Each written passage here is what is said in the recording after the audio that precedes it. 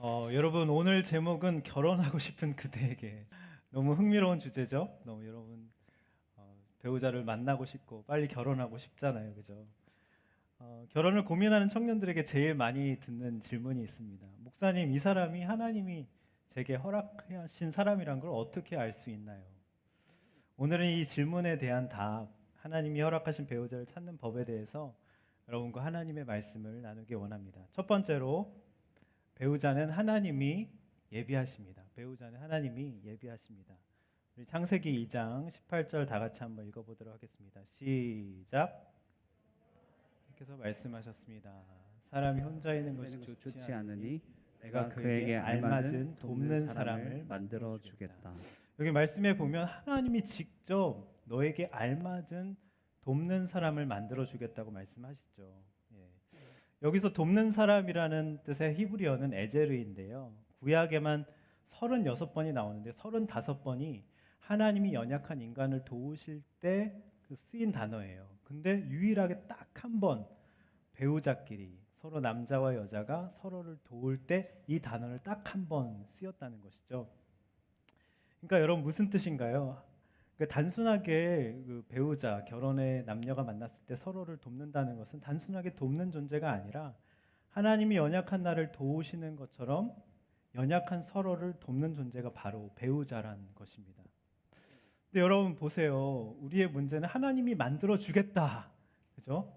알맞은 사람을 너에게 데려다 주겠다, 만들어 주겠다 하셨는데, 그죠? 그리고 서로 돕는 존재, 에제르가 되어야 된다라고 말씀하시는데, 우리의 문제는 하나님이 배우자를 친히 만들어 주시겠다고 하시는데도 하나님의 인도를 구하지 않고 내 욕심과 기준에 딱 알맞는, 그죠? 하나님이 알맞는 사람을 만들어 주시겠다고 하는데 내 기준과 욕심에 알맞은 사람을 찾으려고 한다는 것이죠. 그리고 하나님이 연약한 나를 도우실 때처럼 내가 그 사람의 상처와 약점과 어려움들을 대신 담당해 주려고 결혼하는 게 아니라 그냥 나의 외로움과 허전함, 허기를 달래준 사람을 우리가 찾는다는 거에 우리의 문제가 있습니다. 그래서 우린 세상에서 화려한 스펙과 외모를 갖춘 사람, 하나님의 생기가 없는데도 불구하고 내 만족을 채워줄 사람을 찾느라 얼마나 많은 시간과 감정을 낭비하는지 몰라요. 여러분, 그렇다면 우리가 하나님이 나에게 허락하신 배우자를 어떻게 찾을 수 있을까요? 20절 한번 보도록 하겠습니다. 20절 시작. 아담이 모든 가축과 공중의 새와 모든 들짐승에게 이름을 지어 주었습니다. 그러자 아담은 자기에게 알맞은 돕는 사람을 찾을 수 없었습니다. 여기 말씀에 보면요, 하나님이 각종 들짐승과 새들을 지으셨잖아요. 그리고 아담에게 어떤 사명을 지금 위임하셨냐면 이름 짓는 사명을 위임하셨다고 나와요. 만들어 주겠다 하시고 나서 하나님이 이름 짓는 사명을 위임하시고 아담이 어떻게 이름 짓나 지금 보고 계신다는 거죠. 여러분 한번 생각해 보세요. 아담이 그 수많은 동물과 곤충과 파충류들과 이런 모든 것들에게 딱 알맞는 이름을 지어주는 것이 얼마나 힘들었겠습니까? 쉽지 않았겠죠. 네. 아담은 이 사명을 같이 감당할 사람이 있으면 좋겠다고 생각을 했던 것입니다. 아담의 이 외로움은 사명을 같이, 하나님이 자기에게 위임하신 사명을 같이 감당할 사람이 없어서 느낀 외로움이었어요. 근데 우리는 보통 어떻죠? 아담이 외로워하면서 자신의 외로움과 허전함을 달래줄 사람을 찾은 게 아니죠. 근데 우리는 단순히 외로워하면서 나의 외로움을 달래줄 사람을 찾는다는 것에 문제가 있습니다. 제 아내와 저는 이제 개척교회에서 함께 사역하다가 눈이 맞았습니다. 그 당시 아내 어머니께서 교회 개척을 하셨, 열세 가정으로 댁에서 개척을 하셨습니다. 그러니까 아내가 피아노 반주에 주보도 만들고 청소, 예배 세팅, 온갖 행정적인 일을 아내가 다 도맡아서 한 거예요. 전 그때가 이제 전역한 직후였는데 군대 교회에서 군종병으로 뽑혔다고 했잖아요. 그래서 매일같이 한 일이 교회 일이었어요. 이런 것들 주보 만들고 청소하고. 네. 근데 아내가 2살 연상이거든요. 근데 연약한 누나 혼자서 그 모든 일을 하는 모습이 너무 안쓰러워 보이는 거죠. 그래서 아내가 하는 일을 좀 도와줘야겠다고 마음을 먹었습니다. 근데 알고 보니까 아내가 그때 하나님의 그 자기에게 맡겨진 사명을 감당하느라 너무 힘들어서 하나님 너무 외롭고 힘이 듭니다. 좀 도와줄 형제를 좀 보내주세요라고 기도를 했더라고요. 하나님이 저를 전역시킨 다음에 딱 그 자리에 데려다 놓으신 것이었더라고요. 하나님이 여러분에게 허락하신 사명이 무엇입니까? 여러분 곰곰이 한번 생각을 해보세요. 그냥 외롭다만 하지 마시고 나에게 그 사명을 감당하느라 얼마나 벅차고 외로우신 그 하나님 맡겨주신 여러분에게 사명은 무엇입니까? 꼭 교회 사역이 아니더라도 직장, 힘든 부모님을 돌보는 것, 그런 모든 것들이 하나님이 나에게 주신 콜링이죠. 사명이죠. 그래서 이렇게 한번 기도를 해보시기 바랍니다. 하나님, 이 사명을 감당하느라 너무 벅차고 힘이 듭니다. 하나님, 외롭습니다. 하나님, 저에게 딱 알맞는 배우자를 데려다 주십시오라고 기도를 해보시기 바랍니다. 꼭 이런 눈치예요. 다 해봤는데 안 오는 걸 어떡하냐고. 네, 진짜 한번 해보시기 바랍니다. 그렇다면 하나님이 어떻게 준비시키실까요? 21절 다 같이 보겠습니다. 21절 시작. 하나님께서 아담을 깊은 잠에 빠지게 하시니 그가 잠들었습니다. 하나님께서 그의 갈비뼈 하나를 취하시고 살로 대신 채우셨습니다. 네, 하나님의 사명을 지금 아담이 담당하고 있었죠. 근데 돕는 사람을 찾을 수 없었어요. 하나님의 사명을 감당할 때 외로움을 느끼게 하셨고 돕는 사람이 없는 것을 아담이 느끼게 하셨어요. 그게 하나님의 섭리인 거예요. 순서인 거예요. 그랬더니 하나님이 어떻게 하셨냐면 갑자기 아담을 잠들게 하세요. 배우자를 지금 찾아야 되는데 잠들게 하신다는 거죠. 여기에 영적인 의미가 있겠죠. 첫 번째로 세상적인 조건이 보이지 않게 깊이 잠들게 하신다는 겁니다. 세상적인 조건이 보이지 않게 깊이 잠들게 하신다는 겁니다. 여러분, 아담이 배우자를 찾기 위해서 딱 알맞는 배우자를 찾기 위해서 정말 눈을 밝히고 막 찾으러 돌아다니는 게 아니었어요. 여기에는 어떤 영적인 의미가 있냐면 우리가 배우자를 찾을 때 세상적인 눈이 감겨야 된다는 것입니다. 깊이 세상적인 눈이 잠들어야 영적인 눈이 떠진다는 의미를 담고 있습니다. 그래야 비로소 하나님이 옆에 데려다 놓으신 배우자를 알아볼 수 있는 눈이 떠진다는 의미입니다. 여러분, 세상적인 눈이 깊이 감기시길, 잠드시길 바랍니다. 우리 옆에 있는 분들에게 이렇게 얘기합시다. 세상적인 조건 좀 보지 마. 깊이 좀 잠들어 봐. 그래야 영적인 눈이 떠지게 돼요. 네, 그게 깊은 잠을 들게 하신 영적인 의미입니다. 여러분, 두 번째는요. 갈비뼈를 주고받는 아픔이 있어야 합니다. 갈비뼈를 주고받는 아픔이 있어야 합니다. 21절을 보면요. 아까 읽었는데요. 하나님은 지금 아담을 잠들게 하시고 아담의 갈비뼈 하나를 취하시고 그것을 살로 대신 채우시고 그 갈비뼈로 여자를 지으셨다고 말씀하고 있습니다. 여러분, 근데 여기서 질문을 제가 또 뽑아요. 큐티는 질문이 중요하다고 했잖아요. 왜 하나님은 아담의 갈비뼈를 취하셨을까? 여러분, 궁금하지 않으셨어요? 그동안 성경 보면서 그냥 머리털이나 그죠? 머리털 하나나 손톱이 아니라 왜 갈비뼈를 취하셨을까? 생각해 보세요. 하나님은 지금 아담을 수면 마취시키고 생사를 째시고 네, 왜 웃으시죠? 네, 갈비뼈 하나를 지금 꺼내신 거예요. 그것을 살로 지금 채우시고 생사를 찌는 아픔, 갈비뼈 하나를 떼어내는 아픔, 그죠? 생명을 내건 대수술이죠. 아담 입장에선 목숨을 거는 일이었습니다. 쉬운 일이 아니었습니다. 우리가 그냥 한 줄 쓱 읽고 지나가는데 물과 피가 그 수술 부위에서 흘렀겠죠. 이건 배우자에게 내 전부를, 내 삶의 전부를 내어줘야 된다는 의미를 담고 있습니다. 여러분, 생각해 보세요. 십자가에서 예수님이 어디를 찔리셨죠? 창에? 옆구리, 갈비뼈 있는 부분을 찔리셨습니다. 이게 다 의미가 있어요. 구속사적으로 의미가 있습니다. 요한복음 19장 34절 한번 읽어보겠습니다. 시작. 대신에 그중 한 군인이 창으로 예수의 옆구리를 찔렀습니다. 그러자 피와 물이 쏟아져 나왔습니다. 여러분, 말씀해 보니까 예수님은 우리를 위해 물과 피, 목숨을 내어주시고 우리를 주님의 신부로 삼아주신 거죠. 모든 것을 십자가에서 내어주셨습니다. 여러분, 결혼은 만만치가 않습니다. 여러분, 결혼은요, 목숨을 내어주는 일입니다. 생사를 찌는 아픔이 있고요. 내 갈비뼈를 내어줘야 되고요. 수술을 하는 것과 마찬가지입니다. 그리고 그 부분을 살로 또 채우니까 얼마나 아프겠습니까? 내 전부를 내어준다는 것이죠. 그러니까 여러분, 결혼은 이때 하는 거예요. 배우자의 약점을 감당해 줘야겠다는 결심이 설 때, 그 사람을 위해서 목숨을 내어주는 사랑을 하겠다고 결단할 때 하는 게 결혼입니다. 만만치가 않죠. 세 번째입니다. 배우자는요, 하나님이 데리고 오십니다. 하나님이 데리고 오십니다. 말씀에 그대로 나와 있어요. 22절 한번 보겠습니다. 시작.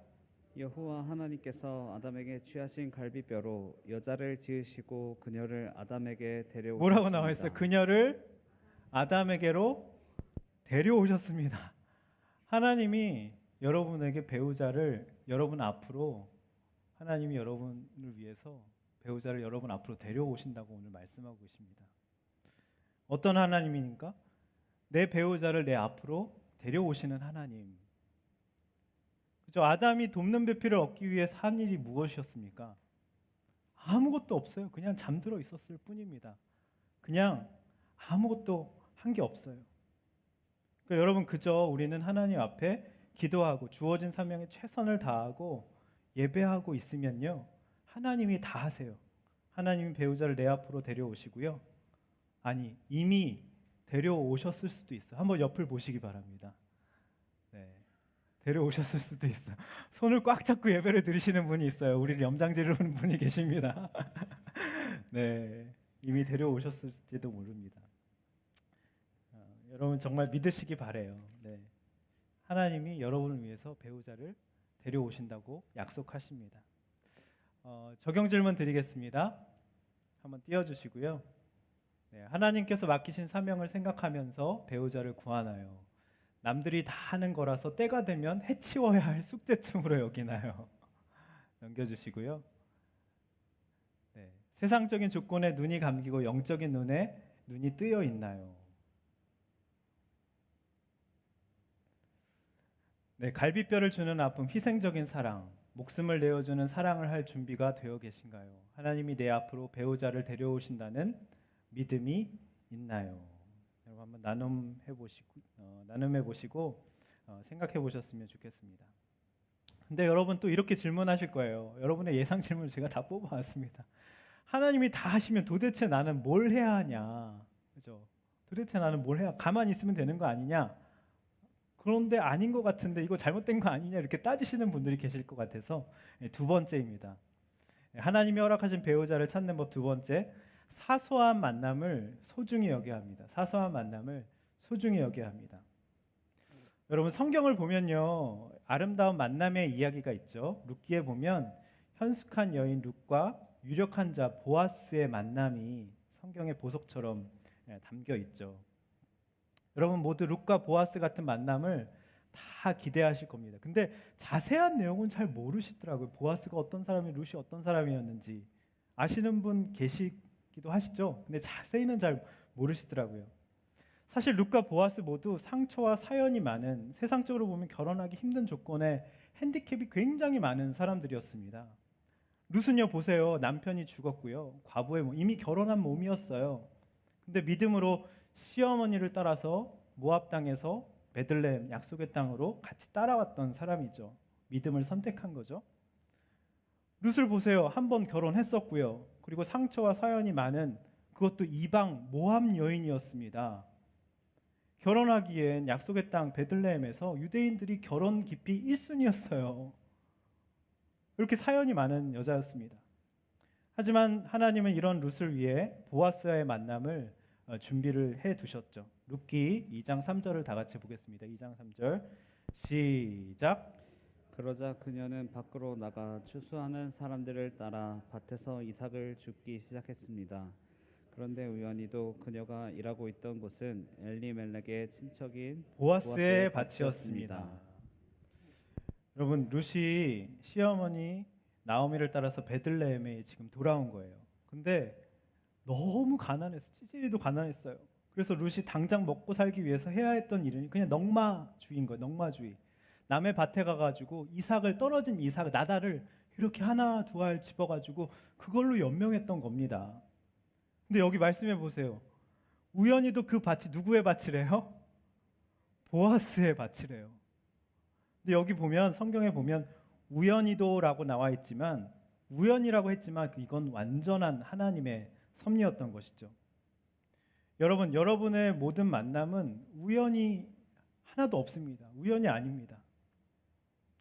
이런 노래가 있죠. 우리 만남은 우연이 아니야. 그죠? 우연이 없습니다. 하나님은 우리의 배우자감을 정해두시기는 하셨지만 하나님이 일일이 배우자를 지목해 너 이 사람이랑 결혼해. 내가 기도했더니 응답 받았어. 꿈으로 뭐 이런 거는 없어요, 여러분. 지목해 주시지 않아요. 우리의 자유의지, 선택을 굉장히 존중해 주시는 분입니다. 그래서 우린 내게 허락한 하나님이 우리에게 허락하신 모든 만남, 그 사소한 만남, 그 모든 만남에 최선을 다해야 한다는 것이죠. 그게 보아스의 밭이래요. 그죠? 그게 나를 결혼으로 이끄는 사소한 만남이지만 그게 나를 결혼으로 이끌 수 있다는 것입니다. 어떤 사람 어떤 일을 해도 하찮게 여기지 않을 때 이렇게 배우자와의 만남으로 이어지게 된다는 것이죠. 근데 여러분 보아스는 잘 모르시더라고요. 보아스가 굉장히 이렇게 재력가고 유력한 사람이고 그죠? 굉장히 인품도 좋고 배려의 사람이라고는 잘 알고 있는데 왜 이제까지 노총각이 되도록 늙기까지 노총각으로 결혼을 못하고 있었을까요? 이런 생각 해본 적 없으세요? 저는 해봤거든요. 근데 마태복음에 그 이유가 딱 나와 있더라고요. 마태복음 1장 5절 다 같이 한번 읽어보겠습니다. 시작. 보아스는 루색에서 오벳을 낳고 오벳은 이새를 낳고. 네, 띄어놔 주세요. 여기 보면요, 보아스의 엄마가 누구라고 나오죠? 라합. 라합 누구예요? 여리고 기생 아시죠? 기생이었어, 기생. 엄마가 기생이었다는 거죠. 여리고 사람, 이방 민족이었어요. 네, 내려주시고요.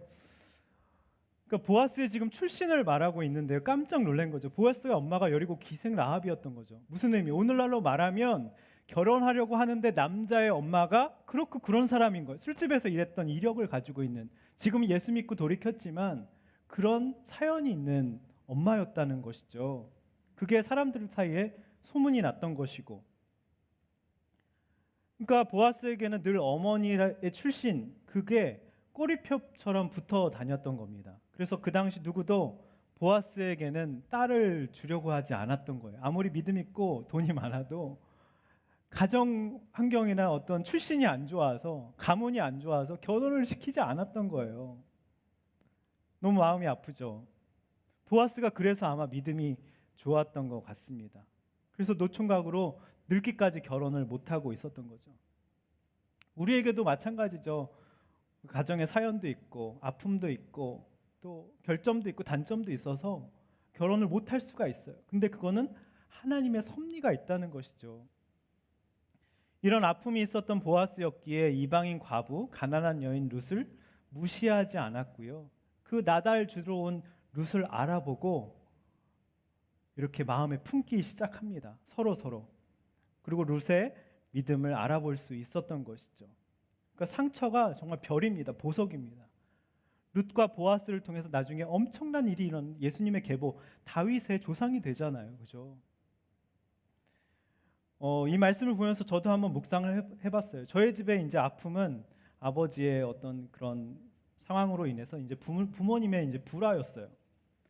결혼에 핸디캡이 있었던 거죠. 그리고 전 26살에 결혼을 했거든요. 네, 놀라시죠? 어린 청년이었습니다. 가정에 사연도 있었고 아직 직장도 없고 돈도 못 버는 갓 신학대학원에 들어간 전도사였습니다. 그리고 아내는요, 아버지가 일찍 돌아가시고 어머니가 목회하시고 계셨는데 가끔가다 이제 선자리가 들어왔대요. 그래서 한번 만나보면 이 상황을 이제 솔직하게 얘기를 하면 남자들이 다 부담스러워서 다 떨어져 나갔대요. 어머니 목회하시죠, 아버지 안 계시죠. 여러 가지 이런 상황들이 부담스러워 다 떨어져 나갔다는 거죠. 저에게는 너무 할렐루야입니다. 네. 그래서 이제 절 만나게 된 거잖아요. 하나님의 섭리였던 것이죠. 그러니까 서로를 알아보고 믿음을 알아보고 은혜로 결혼을 할 수 있었는데요.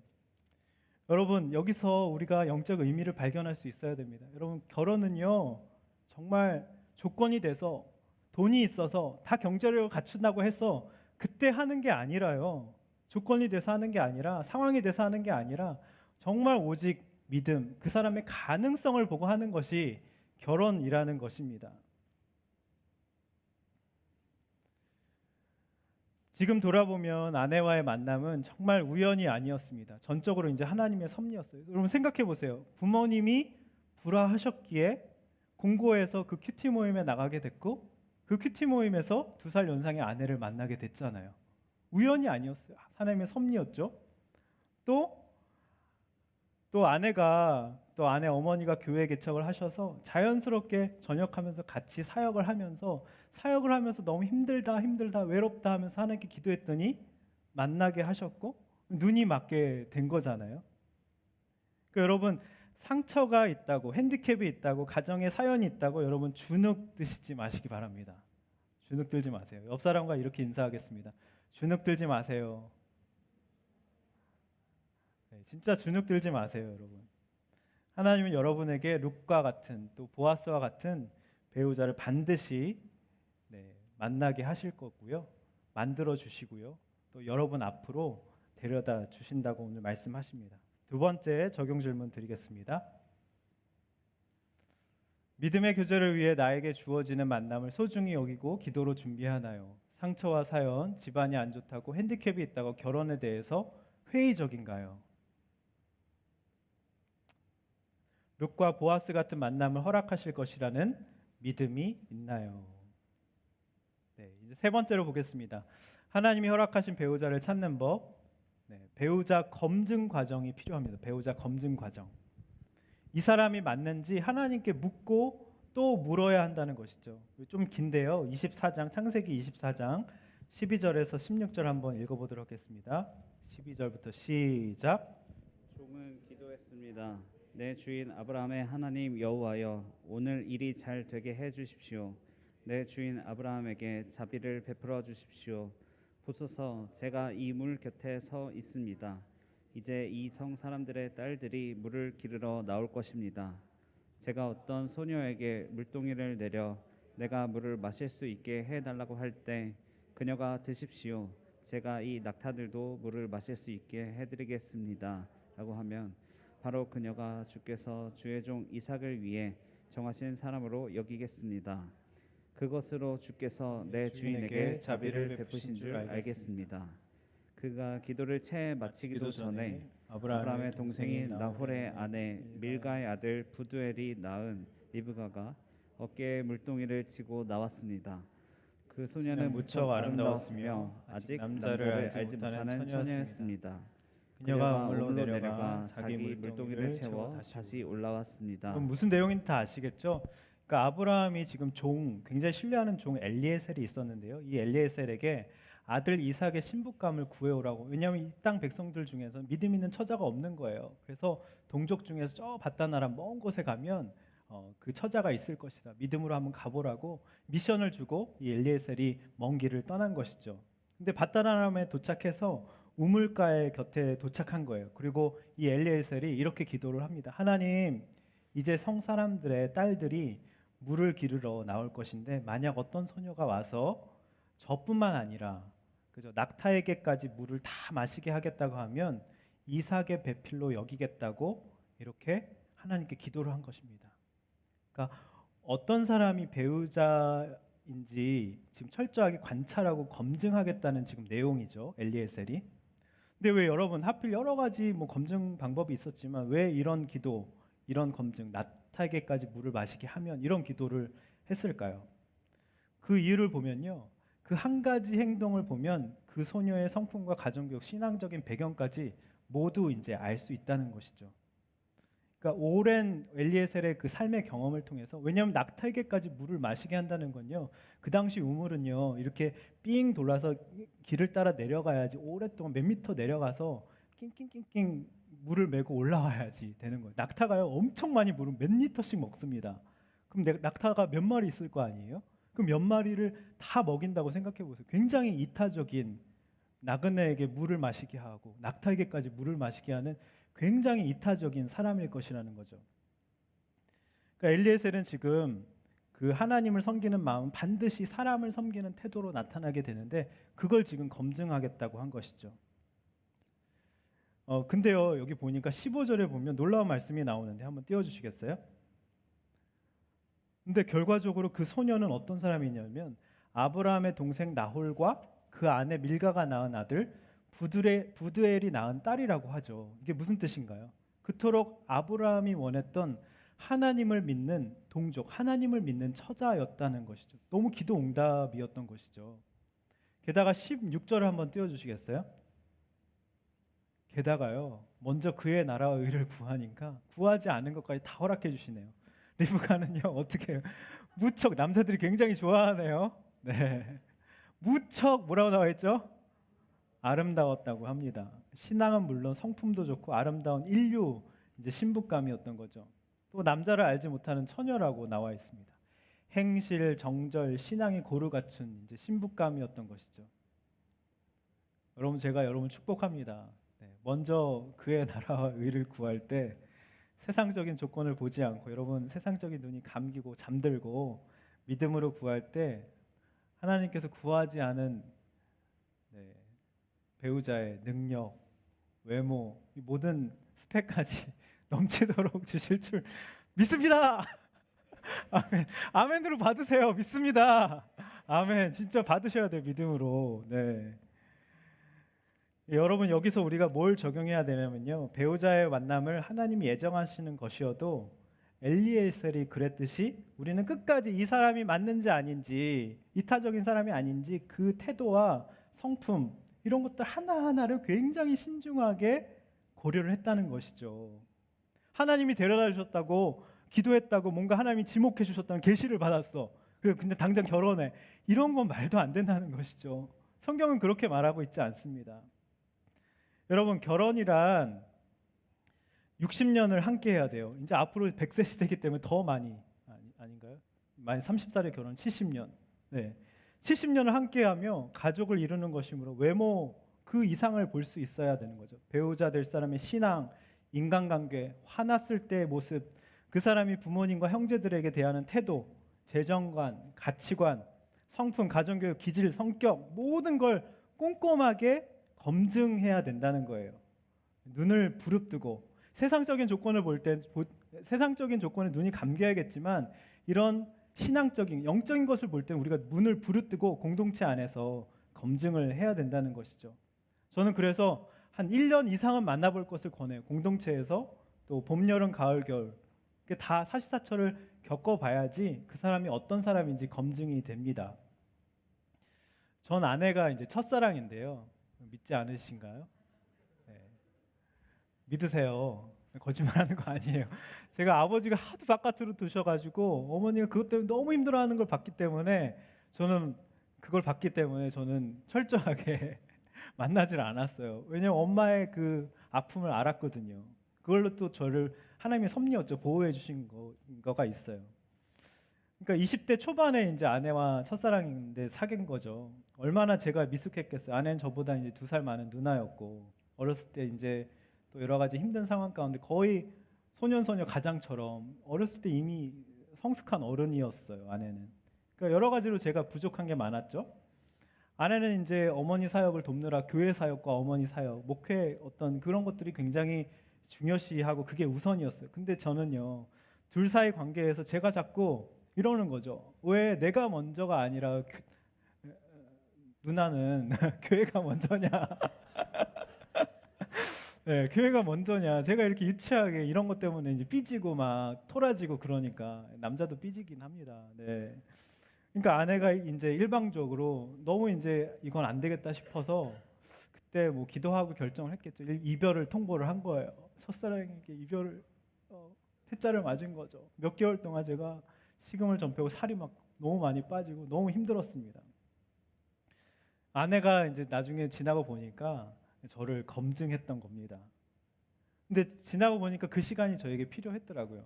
그러니까 하나님 우선순위가 아니라 그 어떤 제 자존심, 내가 우선순위가 되다 보니까 그런 사소한 거 유치한 걸로 이제 삐지는 저 20대 초반이었으니까 뭐 그럴 수도 있었겠죠. 그러니까 하나님 앞에서 우선순위를 점검하고 이제 훈련받는 시간이 저에게도 꼭 필요했다는 것이죠. 그러니까 여러분 데이트란 둘이 평생의 동반자가 되는 거잖아요. 그러니까 반드시 검증 과정이 데이트 과정 속에 있어야 됩니다. 그 과정에서 만약에 내 짝이 아니라는 것을 여러분 발견할 수도 있잖아요. 그러면요 헤어지는 게 잘못이 아닙니다. 헤어지는 게 하나님의 뜻인 거예요. 지혜로운 거예요. 그런데 사귀다가 헤어졌다고 교회를 떠나는 일이 우리가 참 많잖아요. 그러니까 우리는 사귈 때 떳떳하게 사귀어야 합니다. 그래서 혼전순결도 지키고 지킬 건 이제 지켜줘야 하는 것이죠. 그 여러분 사귈 때 데이트할 때 눈을 부릅뜨고 이제 배우자를 검증하셔야 합니다. 근데요 하지만 결혼한 다음에는요 눈을 질끈 감아야 돼요. 눈을 부릅뜨면요 싸울 일밖에 없어요. 흐리멍텅하게 떠야 돼요. 좋아 좋아 다 좋아 이러면서 사는 게 결혼입니다. 결혼 전에 그러니까 검증을 하셔요. 이럴 줄은 몰랐다 속았다 그러면 안 돼요. 그리고 속은 사람이 더 나쁜 거예요. 속인 사람보다. 왜냐면 내 욕심 때문에 속는 거거든요. 이 사람은 괜찮을 거예요. 그냥 뭔가 파라다이스가 펼쳐질 것만 같고. 그러니까 철저하게 검증을 하셔야 됩니다. 적용 질문 드리겠습니다. 배우자가 될 사람의 신앙, 인간관계, 화났을 때 모습, 또 가족을 대하는 태도, 재정관, 가치관, 성품, 가정교육, 기질과 성격 등을 꼼꼼하게 관찰하며 검증하고 있나요? 헤어지더라도 떳떳할 만큼 건강하게 만나고 있나요? 네, 마지막으로 보겠습니다. 참사랑은 절제입니다. 참사랑은 절제입니다. 우리 아가서 2장 7절 마지막으로 보겠습니다. 시작. 예루살렘의 딸들이여 노루와 들 사슴을 두고 내가 부탁합니다. 그가 원하기 전까지는 내 사랑을 일으키지 말고 깨우지 마세요. 여러분 아가서 보면 솔로몬과 술라미 여인의 사랑 고백 너무 달콤한 사랑 고백이죠. 그게 이제 신랑이신 예수 그리스도와 신부인 우리의 모습을 이제 예표하는 건데요. 근데 이제 이게 무슨 뜻이 2장 7절이 무슨 말씀인가 여러분 이제 궁금하실 거예요. 이런 거예요. 1장 2장까지는 쭉 이제 솔로몬과 술라미 여인의 사랑 고백 내용이에요. 근데 갑자기 2장 7절에 분위기가 급반전되면서 이 말씀이 나온 거죠. 그러니까 예루살렘 딸들에게 지금 경고하는 내용이 나와요. 엄하게 경고하는 내용이 나요. 내 사랑을 일으키지 말고 깨우지 말라. 이게 무슨 뜻일까? 이제 원어를 보면요. 사랑을 깨우지 말고 일으키지 말라는 것은요. 성적인 자극을 의미하는 겁니다. 그러니까 결혼이란 합법적인 울타리가 생기기 전까지는 성적인 자극, 육체적인 관계를 일으키지 말고 깨우지 말라는 뜻이 바로 이 말씀의 의미입니다. 우리가 보통 이성 간의 관계는 친한 친구, 그다음 연인으로 발전하고 약혼을 하게 되고 이제 부부가 되죠. 하나님은 우리 각각의 우리 기독교회는 금욕주의자가 아니에요, 여러분. 하나님이 결혼이라는 울타리 안에 성을 우리에게 누리라고 주신 선물이죠. 그것을 그릇되게 추구하는 게 죄인 거죠. 각 단계마다 기쁨을 누리게 하셨어요. 친구일 때는 우정, 그죠? 사귀기 전날까지는 그 사람이 날 좋아할까 아닐까 그러면 막 떨리고 막 그러잖아요, 그죠? 조마조마하고 좋아하는 마음을 확인했을 땐 정말 세상을 다 얻은 것 같은 기쁨이 있잖아요.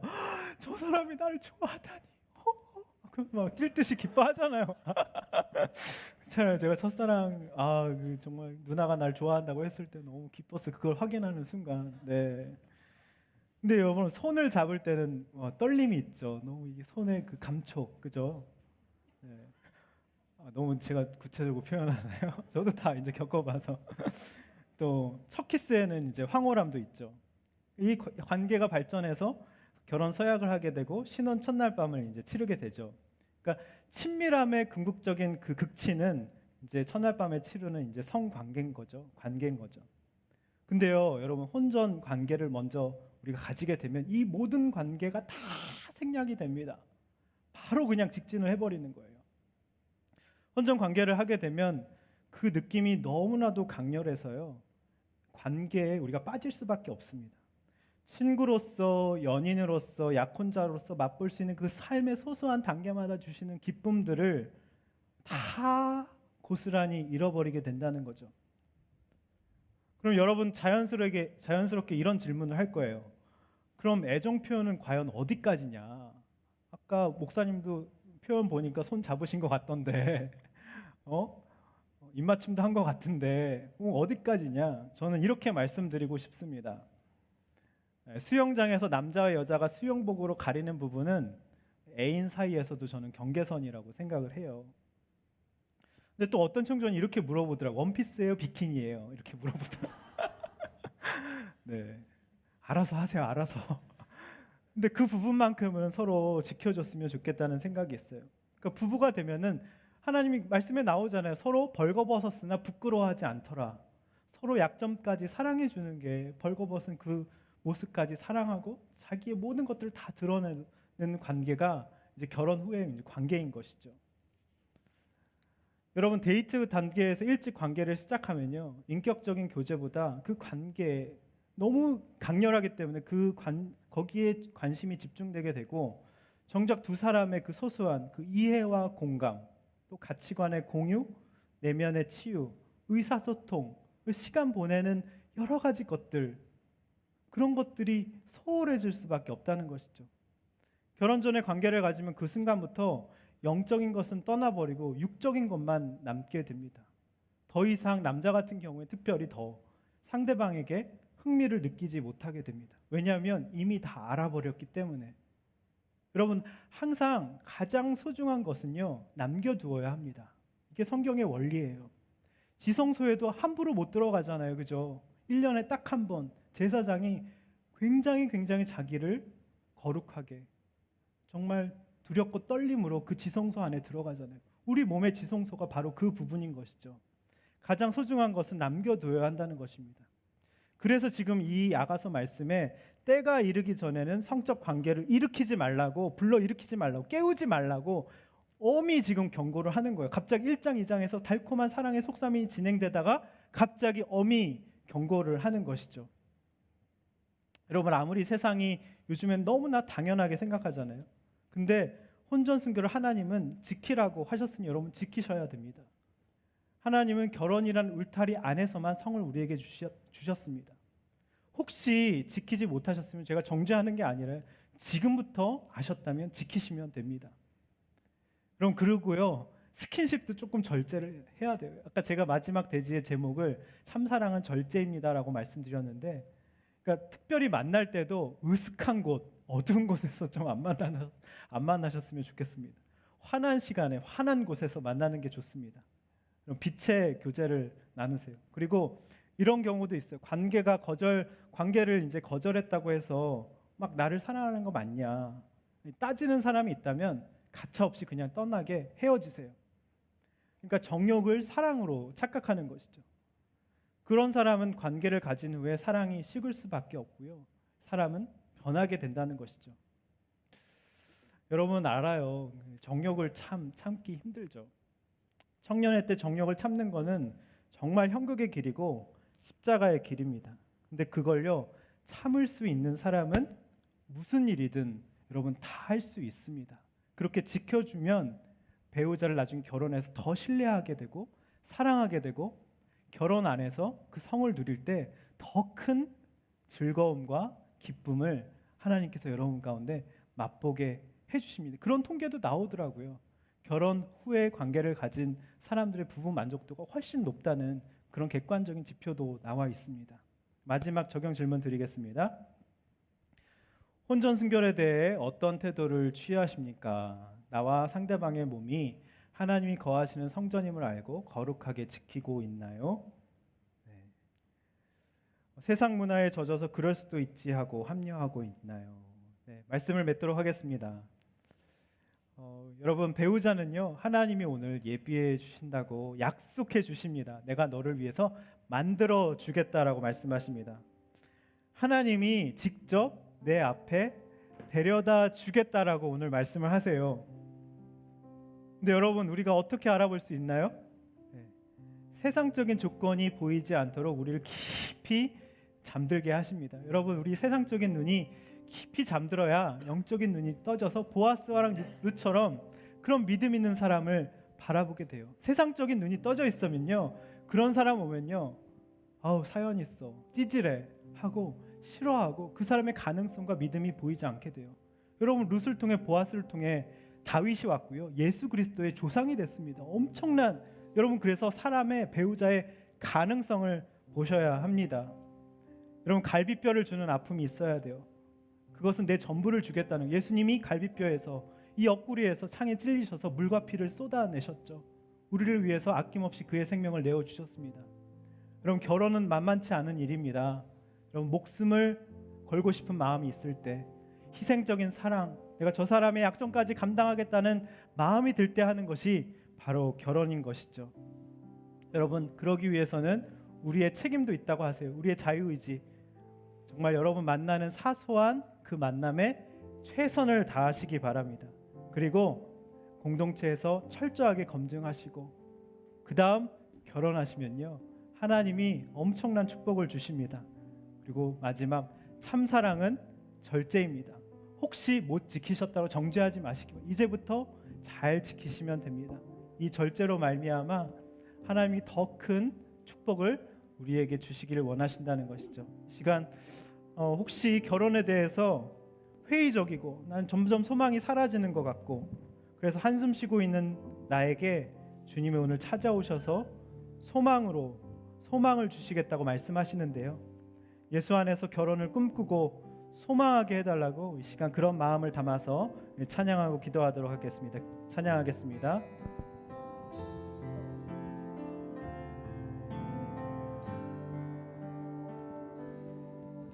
고달픈 삶의 은혜도 무뎌지고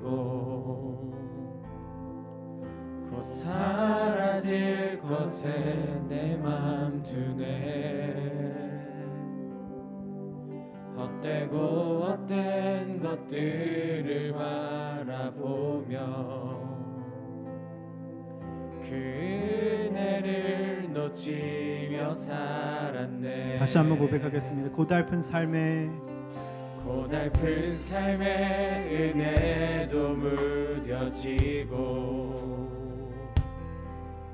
곧 사라질 것에 내 맘 두네. 헛되고 헛된 것들을 바라보며 그 은혜를 놓치며 살았네. 주어진 삶을 묵묵히 살아가며 날 붙드신 주 예수를 보내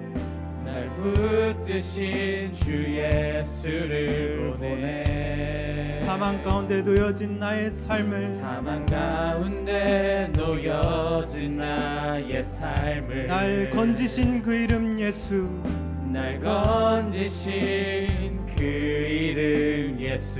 다 같이 고백합시다. 나의 한숨을 바꾸셨네.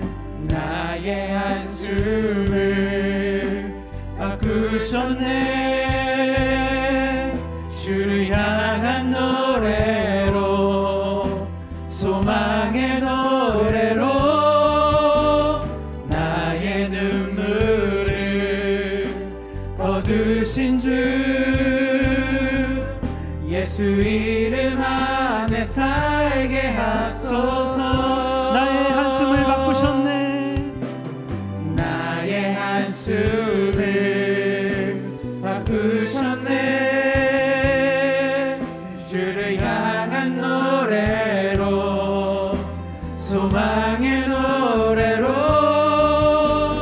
나의 눈물을 거두신 주 예수 이름 안에 살게 하소서. 나의 한숨을 바꾸셨네. 나의 한숨을 바꾸셨네. 주를 향한 노래로, 소망의 노래로 나의 눈물을 거두신 주 예수 이름 안에 살게 하소서. 여러분, 결혼에 대한 소망이 희미해져 가고 회의적이십니까? 오늘 주님께서 여러분께 찾아오셔서 하나하나 조목조목 말씀해 주시고 계십니다.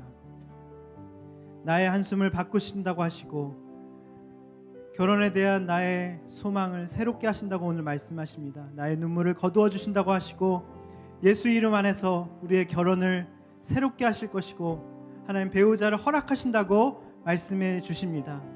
이 시간 이렇게 기도하기 원합니다. 하나님 아버지, 하나님이 배우자를 친히 예비해 주시겠다고 하시는데 제가 못 믿었습니다. 믿지 않았습니다. 그 하나님을 믿지 못해서 내 욕심과 기준에만 맞고 나의 허전함을 외로움을 달래줄 사람을 찾는 나를 불쌍히 여겨 주시옵소서. 하나님이 제게 주신 사명을 묵묵히 감당할 때 하나님이 저에게 딱 알맞은 돕는 사람을 만들어 주시고 내 앞으로 데려다 주신 것을 믿습니다. 세상적인 조건이 보이지 않도록 깊이 잠들게 해주시고 갈비뼈를 주고받는 희생적인 사랑, 목숨을 내어주는 사랑을 할 수 있도록 나를 준비시켜 달라고 이 시간 기도하기 원합니다. 또한 기도하기 원합니다. 하나님 사소한 만남을 소중히 여기길 원합니다.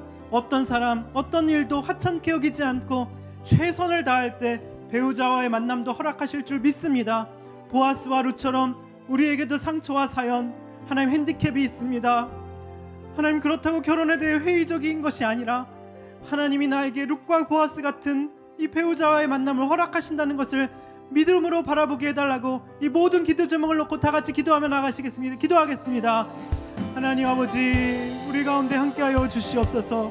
우리의 모든 한숨과 회의적인 마음과 소망 없음을 주님을 향한 노래로, 소망의 노래로 바꿔주시옵소서. 우리의 눈물을 거두어 주시옵소서. 예수 이름 안에 살게 하여 주시옵소서. 하나님의 배우자를 친히 예비해 주시겠다고 하시는데 내가 믿지 못하고 내 욕심과 기준에만 맞고 나의 허전함과 외로움을 달래줄 사람을 찾는 우리를 불쌍히 여겨 주시옵소서. 하나님이 만드시고 내 앞에 데려다 주신 것을 믿음으로 바라볼 수 있도록 주님 인도하여 주시옵소서. 하나님에게 나에게 딱 알맞는 돕는 사람을 만들어 주시고 내 앞에 데려다 주신 것을 믿습니다. 세상적인 조건이 보이지 않도록 깊이 잠들게 해주시고 하나님 갈비뼈를 주고받는 희생적인 사랑, 목숨을 내어주는 사랑할 수 있도록 우리를 준비시켜 주시옵소서. 하나님 사소한 만남을 소중히 여기게 하여 주시옵소서.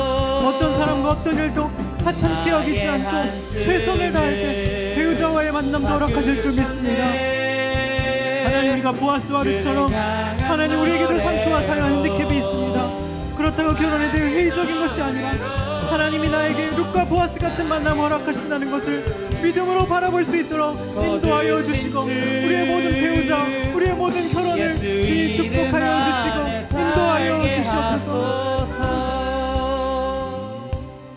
이 시간 동안 기도하기 원합니다. 우리가 배우자가 될 사람의 모든 것을 꼼꼼하게 관찰하며 검증하는 하나님 우리가 되게 해달라고 이 시간 기도합시다. 하나님께서 데려다 주셔도 우리가 할 일은 사소한 만남을 소중히 여기며 또 검증하고 관찰하는 것이 우리의 책임이라고 하십니다. 또한 오늘 말씀처럼 먼저 그의 나라 의를 구할 때 세상적인 것을 보지 않고 믿음으로 구할 때 구하지 않은 모든 것까지 우리에게 허락하실 줄 믿습니다. 하나님 우리가 이렇게 기도하기 원합니다.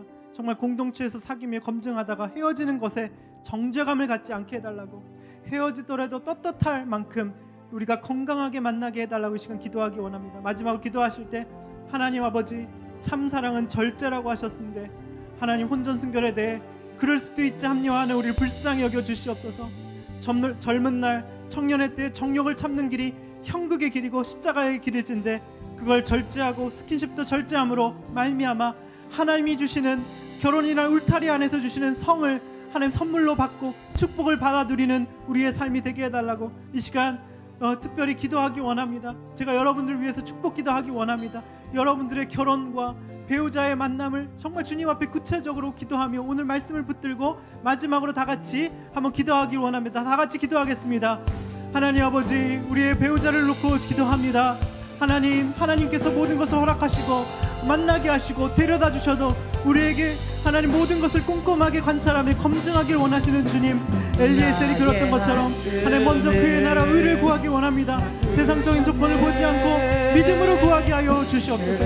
하나님 그럴 때 구하지 않은 미모, 하나님 모든 것을 허락하실 줄 믿습니다. 공동체에서 사귀며 검증하다 헤어지는 것에 대해서 하나님 정죄감을 갖지 않게 해주시고 헤어지도록 하더라도 떳떳할 만큼 건강하게 만나는 지혜로운 우리가 될 수 있도록 인도하여 주시옵소서.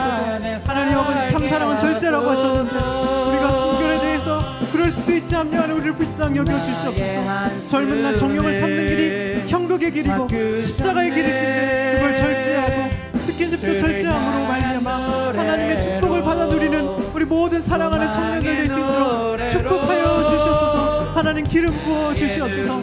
하나님의 놀라운 축복이 하나님 우리의 청년들 가운데 있을지어다. 하나님 있을지어다. 보아스와 같은 하나님 룻과 같은 배우자를 만나는 축복이 있을지어다. 하나님 이삭과 리브가와 같은 만남이 있을지어다. 하나님 아담과 하와가 하나님 벌거벗었음에도 부럽지 않은 하나님 목숨을 내어준 에제르와 같은 그런 배우자를 만나게 하는 축복이 우리 모든 사랑하는 청년들에게 있을지어다. 하나님 우리 모든 청년들도 축복하여 주시옵소서. 축복하여 주시옵소서. 하나님 기름 부어주시고 인도하여 주시고 하나님 성령이 역사하여 주시옵소서. 하나님 사랑하는 청년들을 축복합니다. 오늘 말씀에 하나님께서 만들어 주시겠다고 하시고 네 앞으로 데려다 주시겠다고 하셨는데 하나님 믿지 않는 우리의 나약함, 연약함을 주님 불쌍히 여겨주시오. 완악함을 불쌍히 여겨주시옵소서.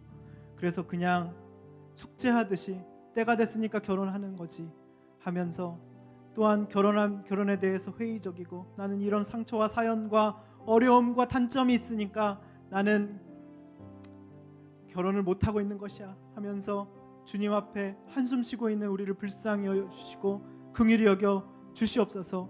하나님 오늘 만들어 주시겠다고 하시고 데려다 주시겠다고 하시는 것을 믿습니다.